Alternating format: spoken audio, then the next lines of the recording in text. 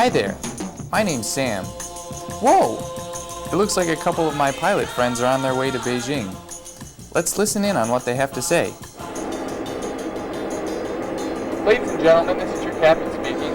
Good morning and thank you for choosing NSTA Aviation for your travel needs. We've reached our cruising altitude of 41,000 feet. We'd like to recommend that you remain seated with your seatbelt securely fastened. We're likely to encounter some heavy turbulence over St. Louis this morning. Thank you and have a nice flight. Boy, I wish there was something we could do about all this turbulence. I know, all these levers and knobs make it difficult to control the airplane. Still, I doubt there'll ever be a plane that can counteract turbulence. The wings just can't handle it. I know, they're so slow to respond, and they make the plane fly so sluggishly. They just can't handle the high speeds. Oh, don't forget, we need to stop to pick up fuel before continuing on to Beijing. That's right. Well, I really wish there was a plane that didn't have all of these shortcomings. It seems like turbulence is a big problem today. Let's take a look at the components of a conventional airplane's wing and see if we can isolate the problem. Planes today have a plethora of mechanical parts that help them to steer and to control their flight. One plane might have ailerons, flaps, several slats, and air brakes on each wing. You'd better believe these things are complicated, not to mention slow. The problem we're dealing with is well demonstrated here. These complex wings generate significant turbulent flow as they move through the air, as is shown by these flow indicators. When an airplane encounters a sudden atmospheric pressure change, laminar flow is disrupted, and the plane experiences turbulence. With bulky hydraulics and riveted aluminum as their materials, designers can't do much better. Let's take a quick trip 20 years into the future and see how we might overcome this problem with the advent of new technologies. The year is now 2018, and scientists are busy pushing materials science to its limits.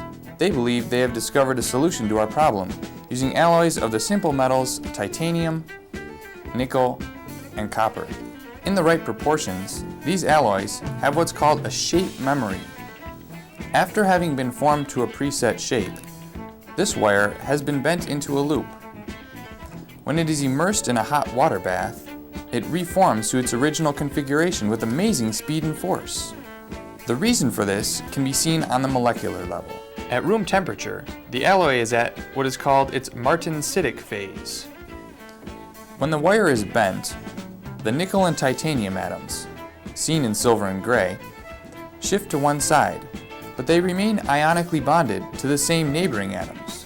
When the wire heats up, the flexible bonds between the atoms become rigid, and the alloy shifts into its preset austenitic phase. As the metal cools again, the bonds are in the same position they were originally. Actuators constructed with this shape memory alloy have been placed in a prototype wing cross-section. As current is applied to each actuator, it contracts, changing the wing profile. This results in an altered lift characteristic of the wing, thereby successfully counteracting the high and low pressure zones we call turbulence.